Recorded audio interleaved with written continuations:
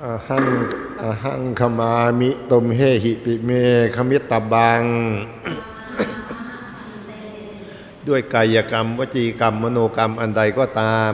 ที่พวกท่านทั้งหลายอาจจะเคยประมาทพลาดพลั้งได้ล่วงเกินอาตมาไปแล้วทั้งในอดีตหรือปัจจุบันก็ตาม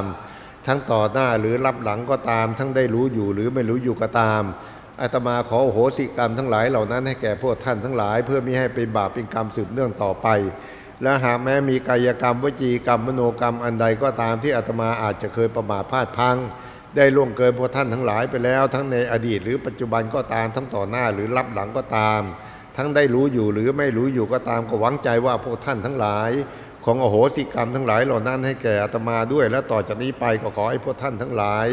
จงมีกำลังจิตกำลังใจที่จะน้อมนำเอาหลักธรรมหลักวินัยที่พระพุทธเจ้าได้ทรงประกาศสอนโลกไว้อย่างสมบูรณ์ยิ่งนั้นไปประพฤติปฏิบัติก็ขอให้พวกท่านทั้งหลายจงเป็นบุคคลผู้เจริญในธรรมวินัยของพระพุทธเจ้าอยู่เป็นเนืองนิดจนถึงที่สุดแห่งความพ้นทุกข์โดยเร็วพลัน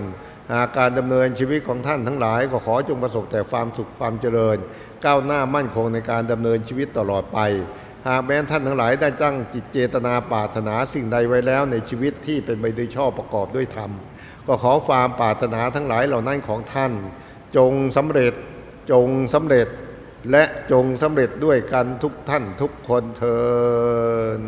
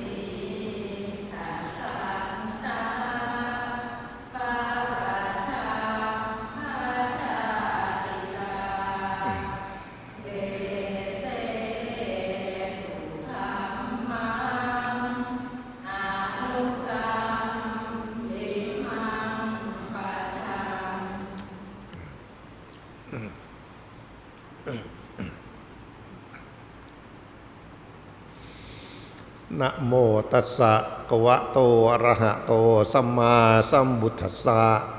นะโมตัสสะภะคะวะโตอะระหะโตสัมมาสัมพุทธัสสะนะโมตัสสะภะคะวะโตอะระหะโตสัมมาสัมพุทธัสสะจิตตังดันตังสุขาวะหังติติวันนี้หลวงพ่อได้มีโอกาสได้มาพบปะสนทนาธรรมต่อภิกษุผู้ใหม่คือพระนวกะตลอดจนแม่ชี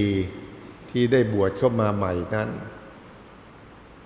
ก็รู้สึกว่ามีความยินดีที่ได้มาพบมีโอกาสได้มาพบปะสนทนาธรรมอย่างนี้เพราะการได้บวชขึ้นมาในพระศาสนานั้นเป็นโอกาสดีอย่างยิ่งและความสำคัญที่พวกเราจะเข้าไป จะไปปฏิบัติได้อย่างถูกต้องหลักสำคัญก็คือการได้รับฟังโอวาทจากครูบาอาจารย์ผู้มีความรู้ความฉลาดในธรรมวินัยแล้ว เพื่อเราจะได้คติน้อมนำไปประพฤติปฏิบัติได้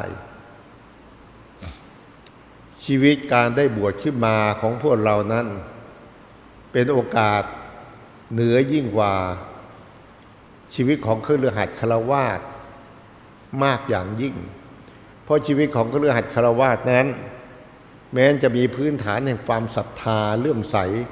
ในพระรัตนตรัยอยู่ก็ตามเถอะแต่ด้วยภาระทุระต่างๆทั้งหลายที่จะต้องรับผิดชอบไม่ว่าภาระในกิจการงานอาชีพที่ค้นขวายแสวงหามาหล่อเลี้ยงปากท้องเลี้ยงชีวิตของตนเองภาระที่จะต้องดูแลครอบครัวเกี่ยวข้องกับสังคมผู้คนอะไรต่ออะไรมากมายด้วยเหตุนี้แหละแม้เราจะมีพื้นฐานแห่งความศรัทธาแต่ด้วยภาระความพลุงพลังแห่งหน้าที่ต่างๆทั้งหลายก็เลยดึงจูงเราออกไปสนใจใส่ใจแต่ภาระหน้าที่ทุกสิ่งทุกประการภายนอกซะจนลืมเลือนในด้านจิตใจของเราเสียสิ้นก็เลยชีวิตของคฤหัสถ์ฆราวาสก็เลยมีแต่ความวุ่นวายไปกับภาระธุระงานการอะไรต่ออะไรต่างๆโอกาสที่จะเข้ามาแสวงหาข้ออัดข้อธรรมจึงไม่มีโอกาสอย่างนั้นแต่ชีวิตของนักบวชซึ่งพวกเราได้สละทุกสิ่งทุกประการนับตั้งแต่เรื่องปากท้องของเราเองหรือเรื่องภาระครอบครัวภาระในวงสังคมทุกสิ่งทุกประการที่พวกเราเคยแบกรับมาแต่ก่อนเราวางเราสามารถปรงวางไว้อยู่ภายนอกวัดได้อย่างสิ้นเชิงเพราะว่ามีบุคคลต่างๆทั้งหลายที่ยินดีพอใจที่จะรับแทนเราอาจจะมีบิดามารดาญาติพี่น้องหรือคนในครอบครัวของเราตลอดจนผู้คนศรัทธาญาติโยมทั้งหลายเขายินดีพอใจที่จะรับแทนเราแม้กระทั่งปากท้องของพวกเราเขายังยินดีพอใจที่จะมาอุปถากวัฏถากขวนขวายแสวงมาหามาให้พวกเราได้อาศัยในการกินอยู่ใช้จ่ายทุกสิ่งทุกประการเพราะฉะนั้นในชีวิตของพวกเราในภาระหน้าที่ของเราในขณะนี้เราไม่มีอะไรเลยนอกจากภาระหน้าที่ของนักบวชเท่านั้นจึงเป็นโอกาสดีอย่างยิ่งที่พวกเราจะได้ใช้โอกาสนี้แหละมารีบเร่งตั้งอกตั้งใจขวนขวายศึกษาตั้งแต่เริ่มต้นศึกษาให้รอบรู้ในหลักธรรมหลักวินัยในข้อวัดในปฏิปทาต่างๆทั้งหลายที่ครูบาอาจารย์ได้นำพาประพฤติปฏิบัติมาเพราะนั้นการที่เราได้เข้ามาในสู่สภาพเป็นนักบวชแล้วเรามีตาเราต้องเอาตาเข้ามาด้วยมาดูผู้เก่าผู้อาวุโสกว่าเราที่ท่านพอมีหลักมีเกณฑ์เป็นแบบอย่างในทางอัตทางธรรมได้เราก็ดูท่านทั้งหลายเหล่านั้นดูครูบาอาจารย์ทั้งหลายเหล่านั้นดูว่าท่านมีกิริยาการอย่างไรท่านประพฤติปฏิบัติอย่างไรท่านมีความภาคความเพียรอย่างไรจากนั้นเรามีหูเราก็เอาหูมาฟังท่านเหล่านั้นว่าท่านมีแง่มุมอุบายวิธีการต่างๆทั้งหลายอย่างไรที่จะแนะนำเราบอกกล่าวเราถึงข้ออัดข้อธรรมต่างๆทั้งหลายเหล่านั้นเมื่อเราได้เห็นเราได้ยินได้ฟังมาแล้วเรามีจิตมีใจเราก็เอาสิ่งที่เราได้เห็นได้ยินได้ฟังนั่นแหละมาน้อมนำมาพิจารณาลงใจด้วยเหตุด้วยผลแล้วเราก็รีบเร่งทุ่มเทลงไปในการประพฤติปฏิบัติด้วยความภาคความเพียรของเรานี่แหละจึงนับว่าเป็นโอกาสประเสริฐอย่างยิ่งในการได้บวชขึ้นมาของพวกเราเพราะฉะนั้นการบวชขึ้นมาของเราบวชขึ้นมาเพื่ออะไรเราบวชขึ้นมาเพื่อการขัดเกลาเราบวชขึ้นมาเพื่อแก้ไขอาการกิริยากายวาจาเกิดใจของพวกเราเองเพราะชีวิตของคฤหัสถ์ฆราวาสนั้นเรามีแต่เป็นข้าทาสของกิเลสมายาวนานหลายภพหลายชาติจนนับไม่ได้แล้วเพราะนั้นความเคยชินของเราโดยส่วนมากแล้วก็มักจะเคยชินคุ้นเคยไปในแง่มุมของกิเลสทั้งนั้นแหละกิเลสก็นำเอากายวาจาของพวกเราเป็นเครื่องมือของมันมาตลอดเพราะฉะนั้น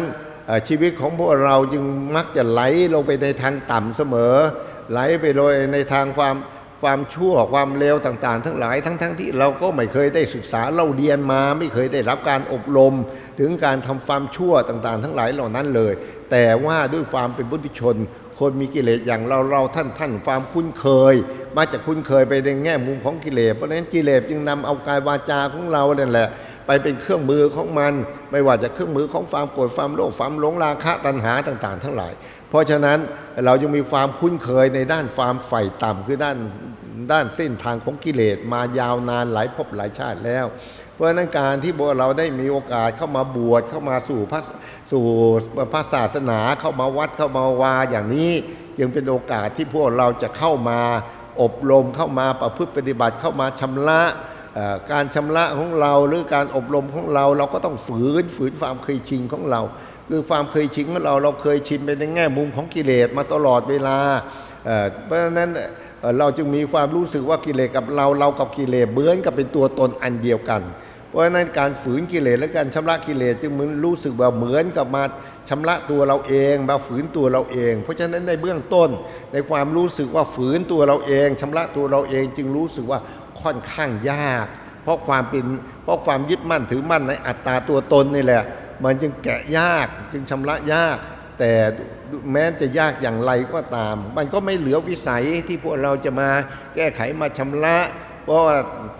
ะว่าแต่สิ่งที่พระพุทธเจ้าได้ทรงบัญญัติไว้นั้นล้วนแต่น้อมนำมาประพฤติปฏิบัติได้ทั้งนั้นแล้วก็ถึงจุดหมายปลายทางได้ทั้งนั้นแหละ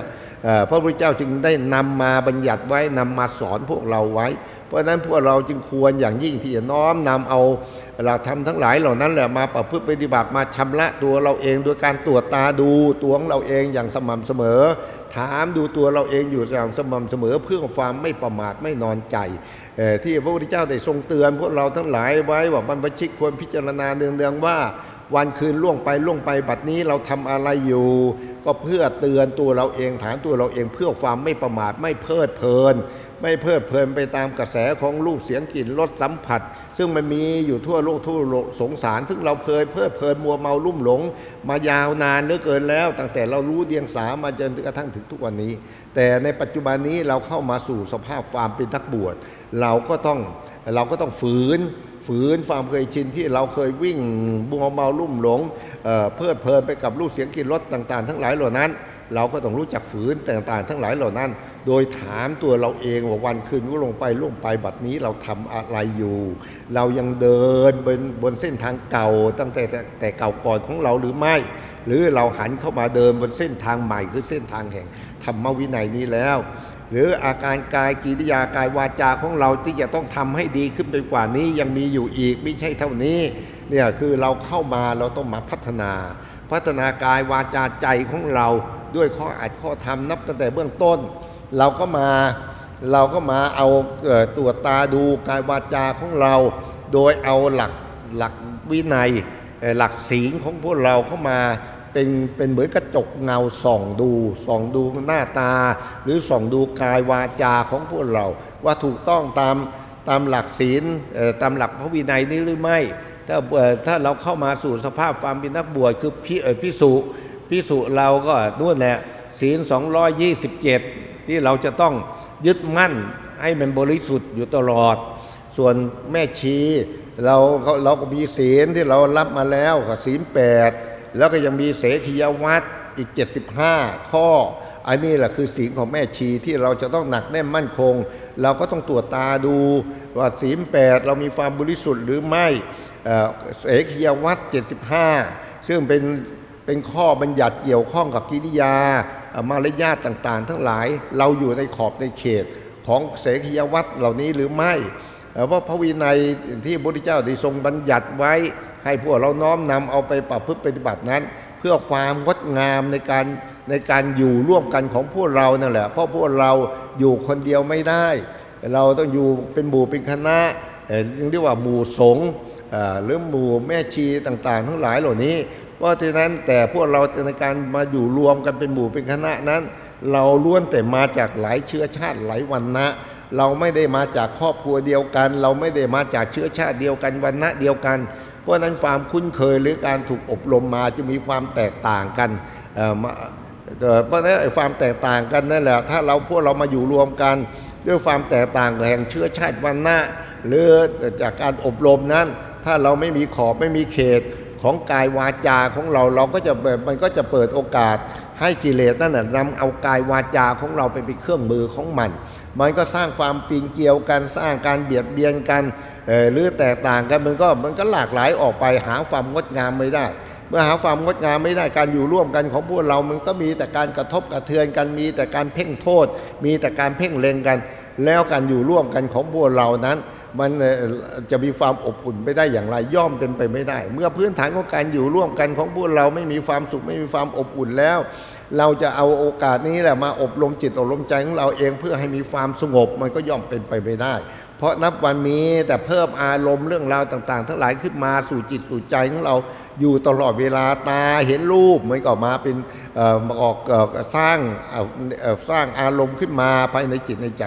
หูได้ยินเสียงมันก็สร้างอารมณ์ขึ้นมาครอบงำจิตใจของเราจิตใจก็เลยลกลุงลังไปด้วยอารมณ์เรื่องราวต่างๆทั้งหลายความกุ้มใจความหงุดหงิดความรำคาญวิตกรำคาญอะไรต่ออะไรต่างๆเพราะฉะนั้นเราจะมาอบรมจิตอบรมใจของเราเองให้มีความสงบมันก็ย่อมไม่หาความสงบไม่ได้เพราะมันมีแต่เพิ่มแต่อารมณ์เรื่องราวต่างๆทั้งหลายเกิดขึ้นมาจากความทุศีลของพวกเรานั่นเองแต่ถ้าพวกเรา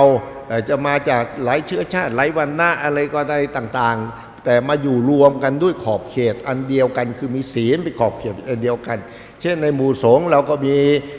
พระวินัยที่มาในพระปฏิโมกข์227 ข้อถ้าในกลุ่มของแม่ชีเราก็มีศีล8เป็นขอบเขตมีเสขียวัตร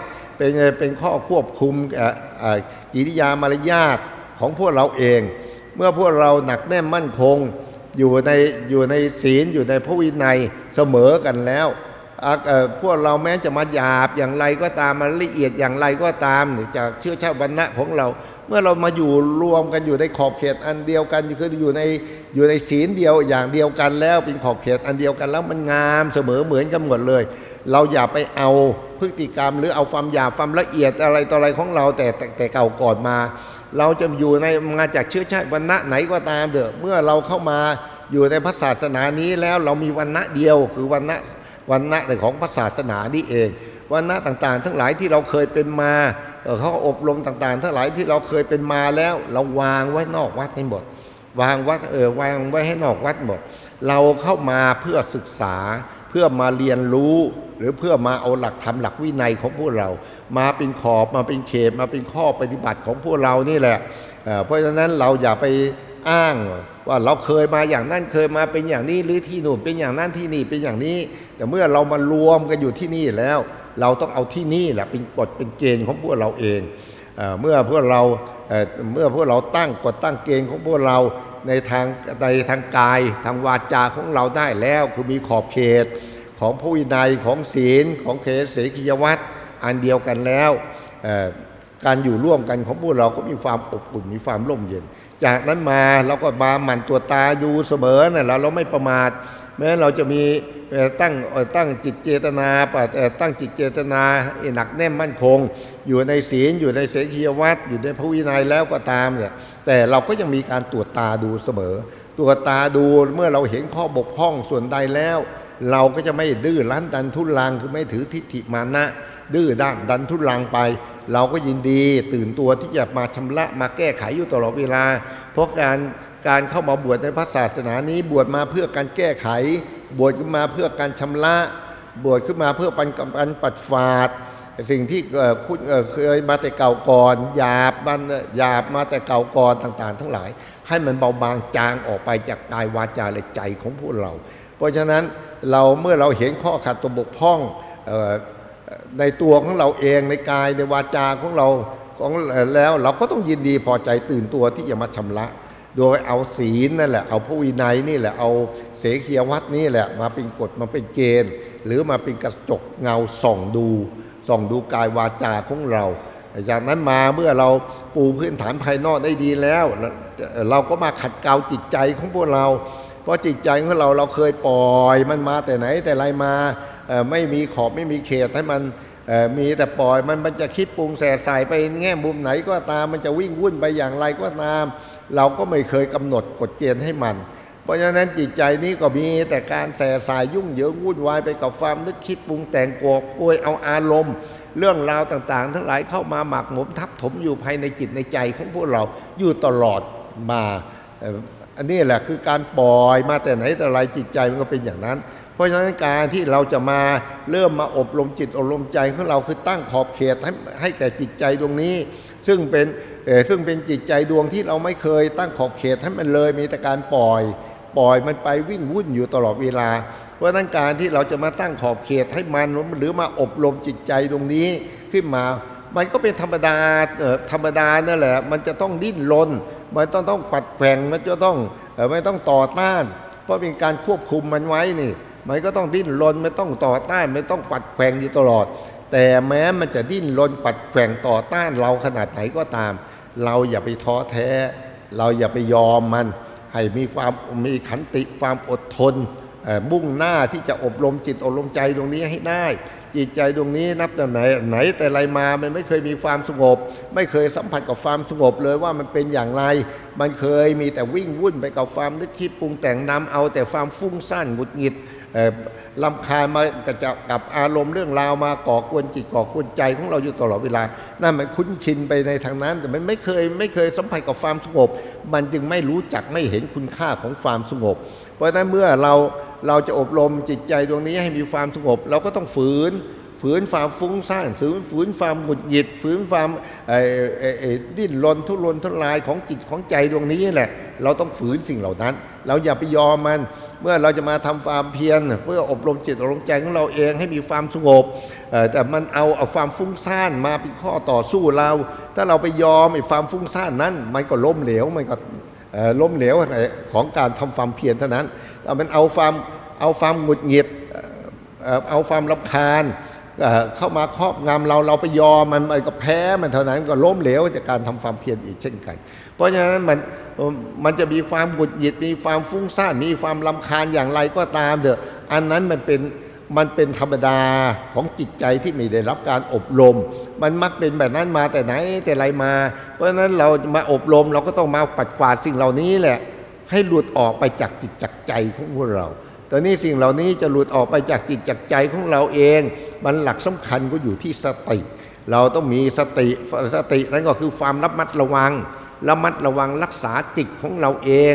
ให้อยู่กับอารมณ์อันเดียวเช่นว่าเราจะยกเอาคำบริกรรมว่าพุทโธพุทโธพุทโธขึ้นมาหลักสำคัญก็คือมีสติกำกับจิตไว้ให้แนบสนิทอยู่กับคำบริกรรมว่าพุทโธพุทโธนี่แหละเหมือนกับที่เขามัดเรือไว้กับเสาแม่น้ำจะไหลเชี่ยวไหลรุนแรงขนาดไหนก็ตามความสำคัญมันอยู่ที่การมัดแต่ถ้ามัดเงื่อนได้แน่นหนามั่นคงแล้วแม่น้ำจะไหลเชี่ยวไหลรุนแรงขนาดไหนก็ตามเรือจะไม่ลอยไปตามกระแสน้ำอย่างเด็ดขาดแต่ในขณะใดที่เรือมันลอยไปตามกระแสน้ำนั้นเขาจะเข้าใจถือว่าเรือนั้นมันหลุดไปจากเสาแล้วหน้าที่ของเราก็คือมัดเรือใหม่มัดเรือไว้ให้แน่นเมื่อเรามัดบ่อยเข้าเราก็มีความชำนาญในการมัดต่อไปเราก็มัดเงื่อนได้แน่นหนามั่นคงเมื่อเรามัดได้แน่นหนามั่นคงแล้วแม้กระแสน้ำจะไหลเชี่ยวไหลรุนแรงขนาดไหนก็ตามเชือกจะไม่หลุดอีกต่อไปเมื่อเชือกไม่หลุดเรือมันก็ไม่ลอยไปตามกระแสน้ำอีกต่อไปจิตของพวกเราก็เช่นกันนั่นแหละพุทโธนั้นเหมือนกับเสาเหมือนกับหลักเราเอาสติเหมือนกับเงื่อนเชือกงัดไว้มัดจิตไว้กับเสาคือพุทโธไว้มัดไว้ให้แน่นสตินี่แหละเป็นเงื่อนที่มัดยิ่งสติแน่นเท่าไหร่ก็คือมัดได้แน่นมากขึ้นตอนนี้การสติจะแน่นหนามั่นคงก็เพราะเราได้ทำให้มากเจริญให้ยิ่งเหมือนกับเงื่อนเชือกที่ได้มัดได้แน่นก็เพราะเรามัดบ่อยเข้าเราก็มีความชำนาญในการมัดเราก็สามารถมัดได้แน่นเงื่อนเชือกก็ไม่หลุดอีกต่อไปสติก็เช่นกันนั่นแหละสติที่จะแน่นหนามั่นคงในการควบคุมในการกำกับจิตให้อยู่กับบทบริกรรมว่าพุทโธก็เพราะการได้ทำให้มากทำให้ยิ่งทำให้บ่อยเมื่อเราทำมากทำให้ยิ่งแล้วสติมันก็ค่อยๆเกิดเป็นความคุ้นเคยขึ้นมาภายในจิตมันก็แน่นเข้าต่อไปเมื่อมันมีความแน่นหนามั่นคงอยู่ภายในจิตในใจของเราแล้วสตินั้นแนบสนิทเป็นอันหนึ่งอันเดียวกับจิตพอเรากำหนดพุทโธขึ้นมาเป็นหลักยึดของจิต เราจะอยู่ในอิริยาบถไหนก็ตามยืนหรือนั่งก็ตามเดินเราก็เรียกว่าเดินจงกรมนั่งเราก็เรียกว่านั่งภาวนาการนั่งภาวนาหรือการเดินจงกรมต้องมีสติจึงจะเรียกว่านั่งภาวนาหรือเดินจงกรมได้ถ้านั่งแบบไม่มีสติเดินแบบไม่มีสติมันก็ไม่ควรจะใช้คำว่าภาวนาไปไม่ควรจะใช้ว่าเดินจงกรมไปเพราะใครๆแบบนั้นใครๆก็นั่งได้ใครๆก็เดินได้แม่หมูหมากาไก่เขาก็ยังเดินได้เขาก็ยังนั่งได้แต่เขานั่งแบบไม่มีสติแต่การนั่งแบบพระพุทธเจ้านั้นต้องนั่งแบบมีสติคือระลึกรู้อยู่ในงานของตนเองอย่างสม่ำเสมอและอย่างต่อเนื่องเรื่องงานของเราคือคำบริกรรมว่าพุทโธพุทโธเราก็ต้องมีสัมผัสรับรู้ถึงคำบริกรรมว่าพุทโธพุทโธพุทโธนี้ได้อย่างแนบสนิทและได้อย่างต่อเนื่องเมื่อเราทำบ่อยเข้าจิตก็จะคุ้นเคยอยู่กับคำบริกรรมมากขึ้นเมื่อจิตมีความคุ้นเคยกับคำบริกรรมมากขึ้นจิตที่เคยดิ้นรนปัดแกว่งออกนอกลู่นอกทางไปกับความนึกคิดปรุงแต่งทั้งหลายมันก็จะค่อยๆสงบตัวเข้ามาค่อยๆหดตัวเข้ามาการหดตัวเข้ามาของจิตนี่แหละที่จิตมีความละเอียดเข้ามาเรื่อยมันก็เริ่มสัมผัสถึงความเบาถึงความสบายถึงความเบิกบานถึงความผ่องใสหรือสัมผัสของความสบายอกสบายใจขึ้นมาแล้วนี่แหละเราเริ่มเห็นคุณค่าของการภาวนาเริ่มเห็นคุณค่าของความสงบขึ้นมาบ้างแล้วจากการที่เราไม่เคยสัมผัสกับความสงบเลยแต่บัดนี้เราเริ่มสัมผัสผิวเผินๆของความสงบคือพอจิตมีความละเอียดตัวเข้ามามันเริ่มสัมผัสถึงผิวของความสงบแล้วแม้จิตจะไม่ถึงกับสงบรวมตัวก็ตามแต่มันเริ่มสัมผัสถึงผิวแล้วเราก็เริ่มเห็นคุณค่าแล้ว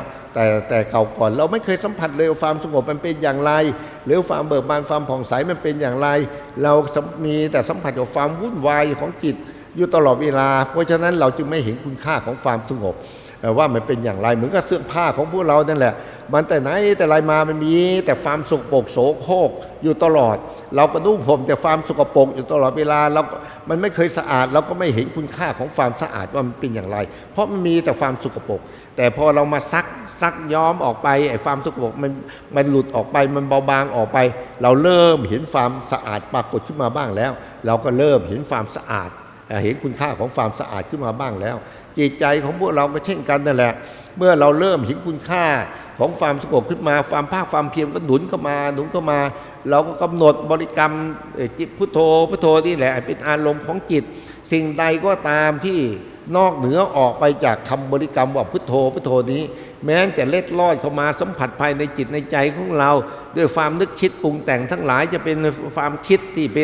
ป็นกุศลก็ตามเป็นอกุศลก็ตามหรือความคิดของอดีตเป็นเรื่องราวของอดีตก็ตามของอนาคตก็ตามเราไม่ให้ความสำคัญทางนั้นเราไม่ไปยินดียินร้ายกับความนึกคิดปรุงแต่งทั้งหลายเหล่านั้นเราปล่อยเขาไปตามธรรมชาติของเขาว่าทุกสิ่งทุกประการล้วนแต่มีความเกิดขึ้นมาเป็นธรรมดาแล้วก็มีความดับสิ้นไปเป็นธรรมดาไม่มีสิ่งหนึ่งสิ่งใดเกิดแล้วไม่ดับล้วนแต่มีความเกิดขึ้นมาเป็นธรรมดาแล้วก็ดับสิ้นไปเป็นธรรมดาเพราะฉะนั้นความนึกคิดปรุงแต่งทั้งหลายเหล่านี้หรือเรื่องราวอารมณ์ต่างๆทั้งหลายเหล่านี้ที่มันเล็ดลอดเข้ามาสัมผัสภายในจิตในใจของพวกเรามันเกิดขึ้นมาเองได้มันก็ดับเองได้โดยที่เราไม่ต้องไปตั้งความอยากหรือไม่อยากในอารมณ์เรื่องราวต่างๆทั้งหลายเหล่านั้นให้เราหนักแน่นมั่นคงอยู่ในคำบริกรรมว่าพุทโธเท่านั้นเมื่อเราไม่ให้ความสำคัญในสิ่งทั้งหลายเหล่านั้นเราให้ความสำคัญเฉพาะคำบริกรรมว่าพุทโธอารมณ์เรื่องราวจากความนึกคิดปรุงแต่งทั้งหลายเหล่านั้นแม้เขามีอยู่โดยธรรมชาติของเขาก็จะหลุดออกไปไม่มีอยู่ในความรู้สึกของจิตเขาก็เป็นแต่เรื่องเกิดดับตามอาการของเขานั่นเองแต่จะไม่มีความหมายหรือไม่เป็นเรื่องเป็นราวอยู่ภายในจิตในใจของเราจิตใจของเราก็อยู่กับคำบริกรรมว่าพุทโธได้อย่างแนบแน่นมากขึ้น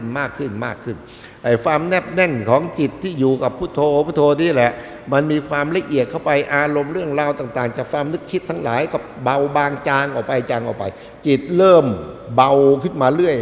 อยสัมผัสถึงความสบายอกสบายใจชนิดที่เราไม่เคยสัมผัสมาแต่เก่าก่อนนี่เราจะเห็นคุณค่าของการภาวนาขึ้นมาแล้วเพราะว่าเมื่อเรามาภาวนาเราจะสัมผัสถึงความเบาถึงความสบายอกสบายใจความสุขที่แท้จริงมันอยู่ตรงนี้เอง มันไม่ได้อยู่ที่มันไม่ได้อยู่ที่ในสิ่งที่พวกเราคาดหมายต้นเดามาแต่เก่าก่อนแต่เก่าก่อนเรามีแต่คาดหมายว่าฉันมีเงินมีทองมีสิ่งนู้นมีสิ่งนี้ได้อย่างนั้นได้อย่างนั้นเป็นอย่างนี้เป็นอย่างนู้นแหละเราจะมีความสุขเราก็มีแต่การวิ่งดิ้นรนทุรนทุรายที่เยอะที่ยานในการขนขวายแสวงหามาตลอดแต่การได้มาของเราก็ไม่เคยได้มาด้วยความสบายอกสบายใจเหมือนได้มาจากการภาวนาในขณะนี้นี่แหละเราเริ่มเห็นคุณค่าของการภาวนาขึ้นมาทันทีว่าเราเคยโง่มาแต่ยาวนานเหลือเกินแล้วแต่บัดนี้ถึงแม้เราจะโง่มายาวนานแต่บัดนี้เราก็มีความฉลาดขึ้นมาแล้วเห็นคุณค่าของจิตของใจตรงนี้เมื่อเราเห็นชัดเจนว่าความสุขมันอยู่ตรงนี้มันเกิดขึ้นมาจากการภาวนาจากนั้นเราจะไม่ขี้เกียจในการภาวนาอีกต่อไปเราจะมีความขยันมีความภาคเพียรในการภาวนายิ่งมีความภาคความเพียรมีความขยันมากขึ้นความหนักแน่นมั่นคงต่อการประพฤติปฏิบัติต่อการทำความเพียรไม่ว่าจะเดินจงกรมหรือนั่งภาวนามันก็ยิ่งหนักแน่นมั่นคงมากขึ้นจิตก็ละเอียดเข้าไปถึงที่สุดสักวันหนึ่งไม่เนิ่นช้าหรอกจิตเมื่อละเอียดถึงที่สุดแล้วมันจะรวมตัวเข้าสู่ความสงบให้พวกเราได้สัมผัสอย่างแท้จริงเมื่อจิตรวมตัวอยู่ในความสงบนั้นแล้วเราจะเห็นความอัศจรรย์ของจิตชนิดที่ปฏิเสธไม่ได้แล้วก็ไม่ต้องมีใครมาบอกด้วยว่าจิตเราสงบจิตเรารวมตัวเพราะการปฏิบัติธรรมของพวกเราเมื่อผลปรากฏขึ้นมามันจะเป็นสันทิฏฐิโกอย่างแน่นอนคือผู้ปฏิบัติจะรู้เองเห็นเองอย่างแน่นอนไม่มีใครสามารถไปปิดกั้นความสัมผัสรับทราบถึงผลนั้นได้เปรียบประดุจเหมือนเรากินข้าวนั่นแหละเรากินข้าวเมื่อเรากินข้าวถึงที่สุดคืออิ่มแล้วไม่ต้องมีใครมาบอกว่าเราอิ่มหรอกแม้เราเกิดมาพ่อแม่ก็ไม่เคยบอกเลยว่ากินอิ่มมันเป็นอย่างนั้นเป็นอย่างนี้แต่เมื่อเรากินข้าวอิ่มแล้วมันไม่มีใครสงสัยสักคนหนึ่งถ้าเรายังสงสัยในความอิ่มของเรานั่นคือยังไม่อิ่มแต่ถ้าอิ่มแท้แล้วเราจะไม่สงสัยเลยไม่ต้องมีใครมาบอกเราก็ไม่สงสัยในความอิ่มของเรานั่นแหละคำว่าสันทิฏฐิโกมันเป็นอย่างนั้นการปฏิบัติธรรมของพวกเราก็เช่นการผลแห่งการปฏิบัติต้องเป็นสันทิฏฐิโกเมื่อจิตมันสงบมันก็รู้ชัดแจ้งประจักษ์ชัดขึ้นมาภายในจิตในใจของเรานี่คือความสงบแม้การพิจารณาธรรมของเราถึงขั้นความรู้แจ้งเกิดขึ้นเราก็รู้ว่านี่คือความรู้แจ้งของเรามันไม่มีความสงสัยเครื่องแฝงมาปะปนแม้แต่นิดเดียวนั่นแหละคือคำว่าสันทิฏฐิโกเพราะนั้นเมื่อจิตมันรวมตัวอยู่ในความสงบเข้ามามันก็เป็นสันทิฏฐิโกอย่างแน่นอนคือเราจะสัมผัสรับทราบได้ด้วยตัวเราเองโดยไม่ต้องมีใครชี้บอกเราเลยว่านี่คือความสงบนะต่างๆทั้งหลายเหล่านี้เมื่อจิตที่มันรวมตัวอยู่ในความสงบจนอิ่มพอของจิตเองแล้วจิตที่ถอนออกมาจากความรวมตัวจากความสงบนั้นจิตนั้นจะมีแต่ความอิ่มในอารมณ์เรื่องราวต่างๆทั้งหลายจะไม่หิวกระหายในอารมณ์เรื่องราวต่างๆอีกต่อไปแม้เราจะสัมผัสกับชีวิตประจำวันของเราที่เราเคยสัมผัสกับการได้หรือการเสียกับความน่ายินดีหรือน่ายินร้ายที่จะเข้ามาสัมผัสเข้ามากระทบทางตาหูจมูกลิ้นกายของเราจิตจะเป็นผู้รับทราบความได้ความเสียความยินดีร้ายต่างๆทั้งหลายเหล่านั้นแต่จิตจะไม่ดิ้นรนไม่เอียงไปกับสิ่งที่มาสัมผัสอีกต่อไปเพราะจิตไม่หิวกระหายตั้งแต่เก่าก่อนแต่เก่าก่อนจิตไม่เคยมีความสงบมันมีแต่ความหิวในอารมณ์เรื่องราวจากความนึกคิดปรุงแต่งตลอดไม่ว่าสัมผัสอะไรก็ตามตาหูจมูกลิ้นกายสัมผัสกับรูปเสียงกลิ่นรสจิตเป็นผู้รับทราบจิตนั้นจะด้วยความหิวกระหายของจิตก็วิ่งไปกอบโกยเอาอารมณ์เรื่องราวจากความนึกคิดปรุงแต่งทั้งหลายเหล่านั้นเข้ามาครอบงำจิตใจของพวกเราเองจิตใจก็มีแต่ความว้าวุ่นมีแต่ความขุ่นมัวมีแต่ความกุ้มอกกุ้มใจมีแต่ความฟุ้งซ่านหงุดหงิดวิตกไปกับอารมณ์เรื่องราวต่างๆทั้งหลายเหล่านั้นตลอดเวลาตลอดมาแต่ไหนแต่ไรเป็นอย่างนั้นแต่บัดนี้พอจิตที่มีผ่านความรวมตัวความสงบแล้วจิตที่ถอนออกมาจากความรวมตัวมาสัมผัสรับทราบในสิ่งที่มากระทบมาสัมผัสต่างๆหูจมูกลิ้นกายนี่แหละดังแต่เก่าก่อนจิตจะเป็นผู้รับทราบในสิ่งทั้งหลายเหล่านั้นแต่จิตจะไม่เอียงอีกต่อไปจิตจะไม่มีความยินดียินร้ายไม่ปล่อยให้สิ่งทั้งหลายเหล่านั้นมาครอบงำจิตใจตรงนี้ได้อีกต่อไปเพราะจิตนี้จะมีแต่ความตั้งมั่นหนักแน่นมั่นคงที่เราเรียกกันว่าสมาธินั่นเองเมื่อจิตที่มีสมาธิเป็นเครื่องอยู่แล้วเอาจากนั้นมาจิตนี้พร้อมต่อการทำงาน เหมือนกับร่างกายของพวกเราเนี่ยแหละได้รับการบำรุงดูแลรักษาได้รับการพักผ่อนจนหายเหน็ดหายเหนื่อยหายอ่อนล้าอ่อนเพลียแล้วร่างกายมีแต่ความกระฉับกระเฉงคล่องแคล่วแข็งแรงร่างกายนี้ก็เป็นร่างกายที่ควรค่าต่อการทำงาน เมื่อเราปรารถนาต้องการอยากได้เงินทองยศถาบรรดาศักดิ์ซึ่งเกิดขึ้นมาจากผลของงานทั้งนั้นแหละ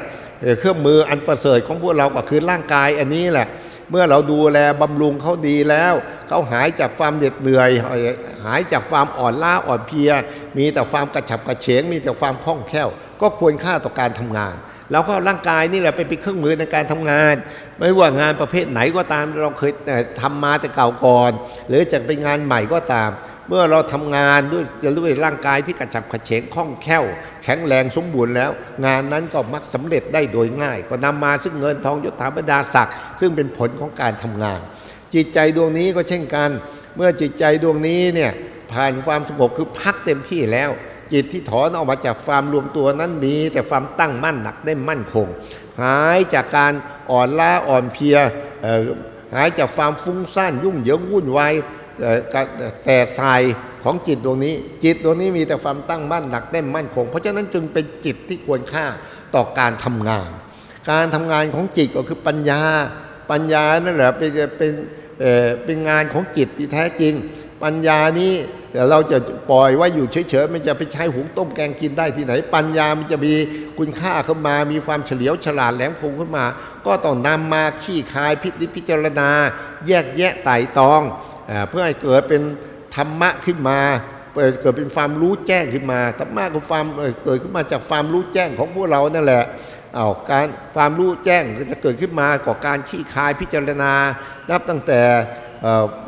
สิ่งใดก็มาที่มาเกี่ยวข้องกับเราหรือเราไปเกี่ยวข้องกับเขาจิตใจดวงนี้มาเกี่ยวข้องกับอะไรมาเกี่ยวข้องกับร่างกายนี้มาตั้งแต่วันเกิดมาแล้วก็มาเกี่ยวข้องอยู่มาอาศัยเขาอยู่ถ้าที่เราเรียกกันว่าขันธ์ห้านี่แหละรูปเวทนาสัญญาสังขารวิญญาณ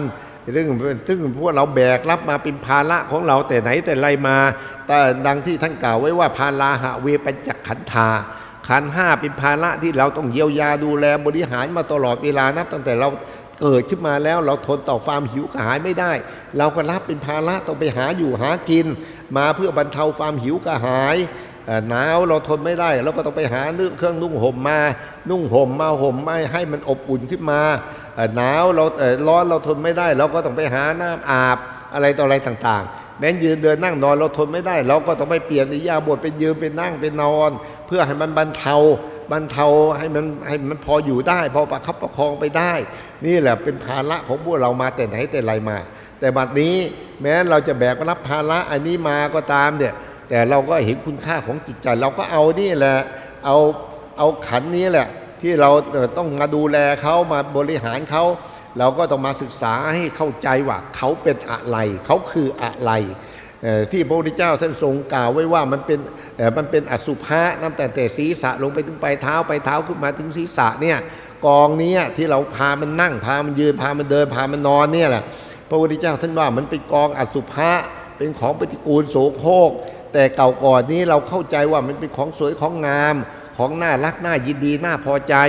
เราก็ไปตั้งความปรารถนาอย่างนั้นไม่ปรารถนาอย่างนี้หรือต้องการอย่างนั้นไม่ต้องการอย่างนี้อะไรต่ออะไรต่างๆแต่แม้ร่างกายเราอยู่กับเขาก็ตามเนี่ยเราต้องการอย่างไรเขาก็ไม่ได้รู้สีรู้สาก็ในความต้องการของเราหรอกเขาเป็นอย่างไรเขาก็เป็นอย่างนั้นแหละเพราะฉะนั้นอันนี้แหละเมื่อมันไม่เป็นไปดังที่เราปรารถนาเราต้องการเราก็เป็นทุกข์เพราะมันไม่เป็นดังที่เราปรารถนาเราต้องการเราไม่ปรารถนา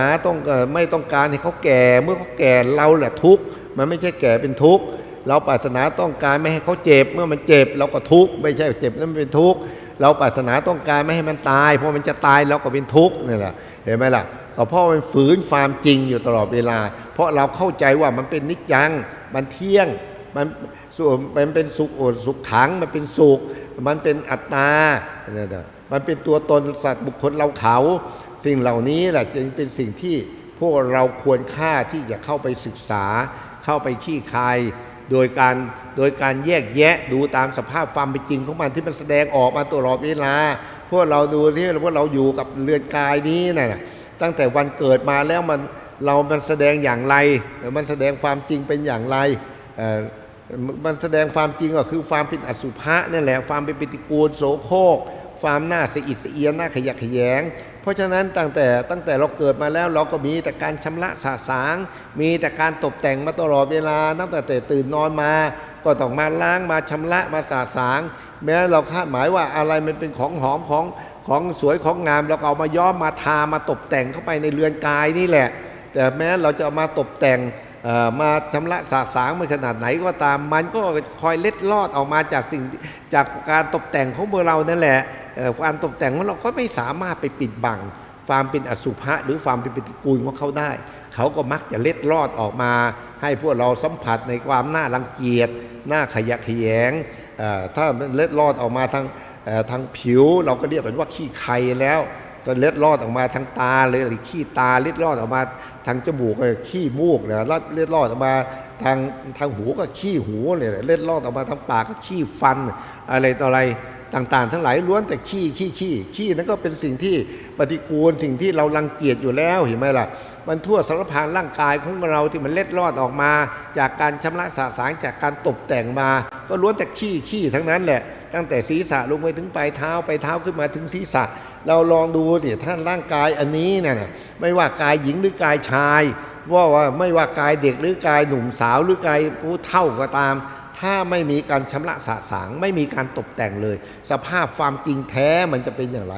มันจะแสดงความเป็นอสุภะหรือความเป็นปฏิกูลโสโครกเป็นสิ่งที่น่าขยะแขยงน่าสะอิดสะเอียนน่ารังเกียจอย่างแท้จริงจนพวกเราจะมารวมกลุ่มกันอย่างนี้ไม่ได้อย่างแน่นอนเพราะจมูกมันจะหักด้วยกลิ่นที่สาบสางอย่างแน่นอนเพราะฉะนั้นในขณะนี้ที่พวกเรายังพอมารวมกลุ่มกันได้ก็เพราะพวกเรามีการชำระสะสางมีการตกแต่งอยู่ตลอดเวลามันจึงพออยู่กันได้แต่แม้เดี๋ยวมาอยู่กันมันก็ยังคอยเล็ดลอดออกมาให้เกิดเป็นความรังเกียจอยู่เขารังเกียจเรารังเกียจเขาอะไรต่ออะไรต่างๆนานาแต่อันนี้เราไปมองคนอื่นไปเห็นแต่คนอื่นในความเป็นอสุภะเรามองย้อนเข้ามาสิโอปัญญโกน้อมเข้ามาพิจารณาดูตัวของเราเองหรือแม้เราไม่เห็นตัวเราเห็นกายนอกเราก็มาเปรียบเทียบดูกายของเราเพราะกายนอกมันก็ล้วนแต่เนื้อหนังเอ็นกระดูกตับไตไส้พุงอันเดียวกันนั่นแหละกับกายในคือกายเราเองซึ่งกายนอกมันเป็นอสุภะมันเป็นของปฏิกูลกายในมันก็ต้องเป็นปฏิกูลนี่แหละเราก็หมั่นมาพิจารณาแยกแยะพิจารณาดูตั้งแต่เช้าขึ้นมาตั้งแต่ตื่นนอนเข้ามาจนกระทั่งถึงหลับเรามีการชำระสะสางตกแต่งอย่างไรบ้างแล้วก็ลองย้อนเข้ามาดูว่าถ้าไม่มีการชำระสะสางตกแต่งเลยนับตั้งแต่เช้าวันนี้ตั้งแต่ตื่นนอนมาวันนี้จนกระทั่งมาถึงเดี๋ยวนี้แล้วยังต่อไปอีกแล้วย้อนก็ไปอีกตั้งแต่เราเกิดมาจนกระทั่งถึงบัดนี้ถ้าไม่มีการชำระสะสางตกแต่งเลยล่ะมันจะเป็นอย่างไรย้อนไปย้อนมาอยู่อย่างนี้ให้มันมีความคล่องแคล่วในการพิจารณาแยกแยะขี้คายออกไปในสภาพความเป็นจริงของเขาเราอย่ายอมให้โมหะความลุ่มหลงเนี่ยมาคอยปิดบังความจริงไว้ไม่ให้เราเห็นมาแต่ไหนแต่ไรมาแล้วบัดนี้เราจะมาขี้คายเราจะมาทำลายโมหะความลุ่มหลงที่ปิดบังความจริงไว้ให้มันหลุดออกไปจากการครอบงำความจริงเพราะฉะนั้นเราจะต้องเปิดฝาโมหะออกให้ได้เปิดฝาโมหะออกมาด้วยปัญญาของเรานั่นแหละเจาะมันลงไปพิจารณาตามสภาพความเป็นจริงของมันไว้ในความเป็นอสุภะในความเป็นของปฏิกูลโสโครกไม่ว่ากลิ่นก็น่ารังเกียจไม่ว่ารูปลักษณะก็น่าขยะแขยงทั้งนั้นเนี่ยจนกระทั่งพิจารณาจนกระทั่งถึงบทลมหายใจเข้าออกเป็นเครื่องหล่อเลี้ยงแล้วร่างกายอันนี้ลองดูสิว่าไม่มีลมหายใจหล่อเลี้ยงไว้สัก3 วัน 7 วันมันเป็นยังไงไม่ว่ากายหญิงหรือกายชายเนี่ยที่ก็เรียกว่าซากศพเนี่ยนะศพที่หมดลมหายใจหล่อเลี้ยงไว้สัก3 วัน 7 วัน 10 วันเนี่ยตามธรรมชาติของมันไม่มีการฉีดยาไม่มีการแช่เย็นอะไรต่ออะไรต่างๆปล่อยไปตามธรรมชาติของมันมันเป็นยังไงศพที่ตายไปแล้วที่หมดลมหายใจหล่อเลี้ยงไว้สัก3 วัน 7 วันเป็นยังไงตาที่มันขุ่นมัวแล้วมันเหลือกถลนออกมาเนี่ยล้นออกมานอกหนังตาขนาดก้อนไข่เนี่ยเป็นยังไงซากศพที่มีตาเหลือกถลนออกมาขนาดก้อนไข่มันมีความน่ารักน่ายินดีอยู่ตรงไหนลิ้นที่มันกระดุกกระดิกอยู่ในปากในขณะนี้เนี่ยมันอ่อนนุ่มอยู่ในริมฝีปากของเราเนี่ย พอหมดลมหายใจหล่อเลี้ยงสัก3 วัน 7 วันมันขึ้นอืดพองขึ้นมาล้นทะลักออกมานอกริมฝีปากก็ยังไม่สามารถปิดบังลิ้นได้ลิ้นที่มันขึ้นอืดออกล้นทะลักออกมาขนาดกำปั้นเนี่ยมันเป็นอย่างไรหรือผิวหนังที่เราเคยเสกสรรปั้นแต่งว่ามันสวยงามมันมีน้ำมีนวลมีความเบิกบานมีความผ่องใสมีสง่าราศีนั่นน่ะพอสัก3 วัน 7 วันมันเริ่มแปลเปลี่ยนสีสันแล้วจากสีสันคือนวลผ่องเป็นอะไรต่ออะไรต่างๆก็เริ่มเปลี่ยนสีเป็นเขียวแดงดำมาจากนั้นก็เริ่มปริแตกมาขึ้นอืดจนปริแตกออกมาพอผิวหนังที่มันปริแตกออกมาเพราะความขึ้นอืดแห่งกายนี้แล้วสิ่งที่ถูกปิดบังไว้ถูกห่อหุ้มไว้ด้วยผิวหนังอยู่ข้างในมันก็ล้นทะลักออกมามีตับไตไส้พุงต่างๆทั้งหลายล้นทะลักออกมาจากการห่อหุ้มของผิวหนังนี้แล้วอาบไปด้วยเต็มไปด้วยน้ำเลือดน้ำเหลืองน้ำหนองอาบทั่วสารพานร่างกายของเราเป็นที่ยินดีพอใจของหนอนของแมลงวันตอมอยู่ทั่วสารพานร่างกายอันนี้ประดุจเหมือนกับตาข่ายของหนอนของแมลงวันคุมร่างกายนี้เต็มไปหมดตั้งแต่ศีรษะลงไปถึงปลายเท้าขึ้นมาถึงศีรษะนี่แหละคือสภาพความเป็นจริงของมันเป็นอย่างนั้นในสภาพของความเป็นอสุภะของความเป็นปฏิกูลโสโครกเป็นหน้าสะอิดสะเอียนหน้าขยะแขยงนี่แหละให้พวกเรามันพิจารณาอย่างนี้เดินจงกรมอยู่ก็พิจารณาได้นั่งภาวนาก็พิจารณาได้หนักเน้นลงไปในการพิจารณากายให้หนักไปในทางอสุภะอสุภังพระพุทธเจ้าพระองค์ทรงกล่าวไว้ว่าอาจารย์ใดที่ไม่สอนศิษย์ในการพิจารณากายคตาสติคือการพิจารณากายนี่แหละอาจจะเป็นเหตุตัดมรรคผลนิพพานของศิษยานุศิษย์นั้นก็ได้เพราะฉะนั้นร่างกายนี้แหละที่เราอาศัยเขาอยู่นั่นนะจึงเป็นสิ่งที่ควรค่าต่อการพิจารณาอย่างยิ่งพิจารณาตามสภาพความเป็นจริงของมันคืออสุภะความเป็นปฏิกูลโสโครกความหน้าขยะแขยงแห่งเรือนกายนี้นั่งตั้งแต่ศีรษะถึงปลายเท้าขึ้นมาถึงศีรษะนี่แหละถ้านักบวชเรามันพิจารณาในอสุภะอสุภังอยู่เป็นเนืองนิดแล้วเราจะเห็นชัดเจนเลยว่าจิตใจดวงนี้นั่นแหละที่แต่เก่าก่อนไม่เคยคึกขนองไปในรูปเสียงกลิ่นรสสัมผัสซึ่งมันล้วนแต่สร้างกามราคะขึ้นมาครอบงำจิตใจของเราให้ดิ้นรนทุรนทุรายให้เหล่าร้อนให้ขุ่นมัววุ่นไปกับรูปเสียงกลิ่นรสตล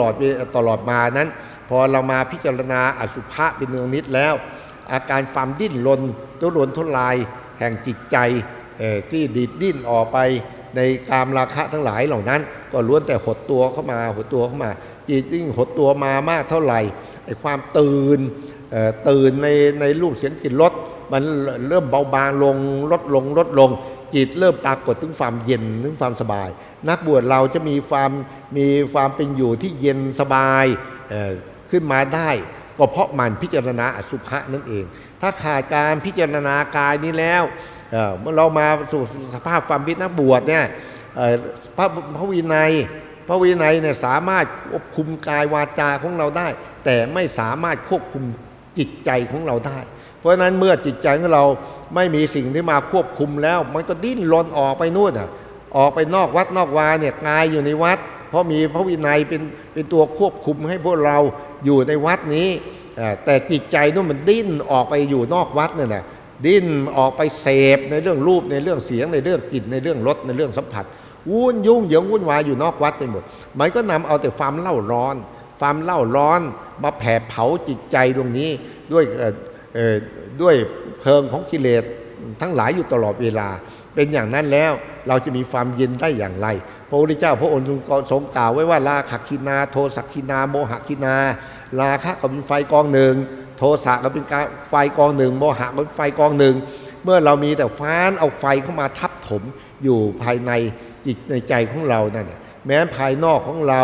คือกายวาจาของเราคือกายของเราอยู่ในสภาพของความเป็นนักบวชจะมีความสงบเหมือนกับเย็นอยู่ก็ตามเถอะแต่ภายในจิตในใจของเรามีแต่ความดิ้นรนทุรนทุรายด้วยเพลิงของกิเลสแผดเผาอยู่ตลอดเวลาเพราะฉะนั้นความเป็นนักบวชของเราจะมีแต่ความเล่าร้อนขุ่นมัวอยู่ตลอดมันเหมือนกับอยู่ในกองเพลิงนั่นแหละยิ่งกว่านักโทษที่เขาอยู่ในคุกในตารางซะอีกนั่นน่ะเห็นไหมล่ะเพราะฉะนั้นนักบวชที่จะมีความร่มเย็น มีความอบอุ่นมีความสบายในสภาพความเป็นนักบวชของพวกเราก็ต้องหมั่นพิจารณาทางด้านปัญญาโดยเฉพาะในเบื้องต้นก็คือการพิจารณาอสุภะนี่แหละพิจารณากายของตนเองนี่แหละมาเปรียบเทียบถ้าเป็นพิจารณากายของเราเห็นก็เปรียบเทียบแบบกายนอกเมื่อกายในมันเป็นอสุภะกายนอกก็ต้องเป็นอสุภะเมื่อพิจารณากายนอกเห็นเป็นอสุภะกายในคือกายเราก็ต้องเป็นอสุภะพิจารณาเห็นกายหญิงเป็นอสุภะกายชายก็ต้องเป็นอสุภะพิจารณาเห็นกายชายเป็นอสุภะกายหญิงก็ต้องเป็นอสุภะเพราะมันล้วนแต่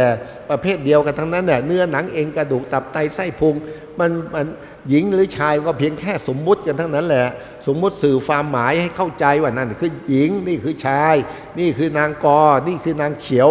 นั่นคือในงอในคออะไรต่ออะไรก็ว่ากันไปมันล้วนแต่เป็นสมมุติเท่านั้นแหละพอให้สื่อความหมายให้รู้ให้เข้าใจกันเท่านั้นแหละแต่สภาพความเป็นจริงแล้วก็คือสิ่งเดียวกันนั่นแหละดินน้ำลมไฟอันเดียวกันกองเดียวกันอสุภะอย่างเดียวกันกองเดียวกันเพราะฉะนั้นเมื่อพวกเรานักบวชพวกเราเมื่อเราบวชขึ้นมาแล้วอย่าพากันอยู่อย่างหัวหลักหัวต่ออย่าปล่อยให้วันคืนล่วงไปโดยเราไม่มีกันสาระอะไรเลยเพียงแค่มาเข้ามาสู่สภาพความเป็นนักบวชก็มีแต่กินนอนกินนอนครูบาอาจารย์ที่เก่าก่อนท่านบอกว่ามีแต่มาขี้รถวัดเยี่ยวรถวัดปฏิบัติเลอะเทอะไม่อายถ้าไม่อายผีสางเทวดาที่เขามีความตั้งอกตั้งใจในการศึกษาในการประพฤติปฏิบัติบ้างเลยนั่นแหละมันไม่มีคุณไม่มีประโยชน์อะไรนักบวชเราที่จะมีคุณมีประโยชน์เราเอาสภาพความเป็นนักบวชของเรานี่แหละไม่ว่านักบวชหญิงหรือนักบวชชายนี่แหละรีบเร่งตื่นตัวขึ้นมาต่อการน้อมนำเอาโอกาสนี้แหละมาศึกษามาประพฤติปฏิบัติภายนอกเราก็มีพระวินัยมีศีลหรือมีข้อวัดต่างๆทั้งหลายเป็นการขัดเกลากายวาจาของเราหรือขัดเกลาความมักง่ายของเราความขี้เกียจขี้ค้านของพวกเราเพราะมันเป็นทุนเดิมของปุถุชนทั้งนั้นแหละเราก็เอาข้อวัดเอากิจวัตรต่างๆทั้งหลายเหล่านั้นแหละมาเป็นเครื่องขัดเกลามาฝืนกิเลสหยาบๆของเรามีความขี้เกียจเป็นพื้นฐานเราก็ต้องเอาความขยันเนี่ยมาขัดเกลาโดยเอาข้อวัดเอากิจวัตรไม่ว่าเสนาสนะวัดข้อวัดเกี่ยวกับเสนาสนะที่อยู่ที่อาศัยต้องรู้จักการปัดฝาดเช็ดถูทำความสะอาดจัดสิ่งจัดของให้เข้าที่เข้าทางมีระเบียบเรียบร้อยเพื่อให้มันเหมาะมันควรต่อการสภาพความเป็นอยู่อาศัยของนักปฏิบัติเราเรื่องอาจารย์วัดข้อวัดเกี่ยวกับครูบาอาจารย์เกี่ยวกับผู้อาวุโสเราจะอุปถากดูแลช่วยเหลือรับภาระของท่านได้อย่างไรอาคันตุกะวัดข้อวัดเกี่ยวกับอาคันตุกะผู้มาเยือนที่หรือที่เราเกี่ยวข้องกันควรจะต้อนรับขับสู้อย่างไรเกี่ยวข้องอย่างไรนี่แหละสิ่งทั้งหลายเหล่านี้เป็นข้อที่พวกเราจะต้องศึกษาและน้อมนำเอาไปปฏิบัติเพื่อมาขัดเกลาความขี้เกียจขี้ค้านอันเป็นเจ้าเรือนใจของเราหรือมาขัดเกลาความมักง่ายอันเป็นพื้นฐานมาแต่เก่าก่อนให้เป็นคนมีความละเอียดรอบคอบแยบคายในการเกี่ยวข้องหรือในการทำกิจทุกสิ่งทุกประการนี่แหละเราเอาข้อวัดทั้งหลายมาเป็นข้อศึกษาหรือมาเป็นข้อปฏิบัติเพื่อมาขัดเกลาความหยาบของพวกเราแต่ไหนแต่ไรมาจากนั้นมาเราก็มารักษากายวาจาของเราด้วยศีลคือเราต้องควบคุมกายวาจาควบคุมกิเลสไว้ให้มันอยู่ในขอบในเขตไม่ปล่อยมันล้นขอบล้นเขตออกมาจนกระทั่งนำกายวาจาของเราไปเป็นเครื่องมือของมันเมื่อเราสามารถอดกั้นต่อกิเลสได้แล้วศีล8ศีล10ศีลอะไรต่ออะไรศีล227ของเราบริสุทธิ์หมดแต่บริสุทธิ์เพราะพวกเรามีความอดกั้นต่อกิเลสได้ไม่ปล่อยล้นขอบล้นเขตออกมาส่วนจิตใจของพวกเรานั้นมันยังจะมีกิเลสทับถมหมักหมมก่อกวนอยู่ภายในจิตในใจของเรามากขนาดไหนก็ตามเถอะซึ่งศีลตัวศีลยังไม่สามารถชำระได้แต่เราจะชำระได้ด้วยสมาธิและปัญญาเพราะฉะนั้นสมาธิจะเกิดขึ้นมาได้ก็เพราะจิตใจมีความสงบปัญญาจะเกิดขึ้นมาได้ก็เพราะการขี้คายการหมั่นพิจารณาแยกแยะไต่ตองออกไปเพราะฉะนั้นนักปฏิบัติเราโดยเฉพาะพวกเรามีโอกาสได้บวชขึ้นมาสู่ความเป็นนักปฏิบัติแล้วเราต้องมีความตั้งใจให้มั่นตั้งใจให้ดีว่าเราจะโอกาสนี้แหละมาเป็นโอกาสที่พวกเราจะรีบเร่งประกอบความภาคความเพียรในการศึกษาให้มันรอบรู้หลักธรรมหลักวินัย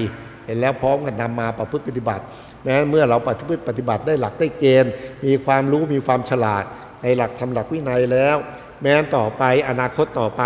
เราไม่ได้อยู่ในวัดในวาอยู่ไม่ได้อยู่ในศาสนาของเราตลอดไปเราศึกหาลาเพศออกไปสู่สภาพความเป็นฆราวาสแต่เราก็ได้นำพื้นฐานของเราที่เรามีโอกาสเข้ามาศึกษาเข้ามาประพฤติปฏิบัติในปัจจุบันนี้แหละออกไปเป็นแนวทางในการประพฤติปฏิบัติในชีวิตของคฤหัสถ์ฆราวาสต่อไปเพราะการดำเนินชีวิตใดก็ตามถ้ามีธรรมะคู่เคียงไปด้วยนับตั้งแต่มีศีลเป็นเครื่องยึดเดี่ยวภายนอกมีเป็นขอบเขตของกายวาจาของเรามีสมาธิเป็นเครื่องคุ้มครองป้องกันอารมณ์เรื่องราวต่างๆทั้งหลายที่จะมาครอบงำจิตใจของเรามีปัญญาแก้ไขชำระปัญหาต่างๆทั้งหลายให้หลุดล่วงออกไปจากชีวิตของพวกเราเพราะฉะนั้นการดำเนินชีวิตในทางโลกในสภาพของความเป็นคฤหัสถ์ถ้าหากมีการประพฤติปฏิบัติอยู่ในร่องรอยของศีลสมาธิปัญญาแล้วชีวิตการดำเนินนั้นก็ล้วนแต่มีแต่ความเจริญมีแต่ความสุขไปข้างหน้าสามารถจะมาป้องกันภัยต่างๆทั้งหลายที่มีอยู่รอบตัวของเราได้อย่างแน่นอนส่วนถ้าหากเรายังอยู่ในศาสนาได้ตลอดไปด้วยความเป็นผู้ประพฤติปฏิบัติด้วยความภาคความเพียรต่อไปเราก็จะเป็นผู้ทรงอัดทรงธรรมมีความเฉลียวฉลาดในธรรมวินัยยิ่งขึ้นตลอดไปจนกระทั่งสามารถชำระตัวสมุทัยเหตุให้เกิดทุกข์ก็คืออวิชชานั่นแหละที่มันฝังรากลึกอยู่ภายในจิตในใจของเราก่อเกิดตั้งเป็นลูกเป็นหลานคือกิเลสต่างๆทั้งหลาย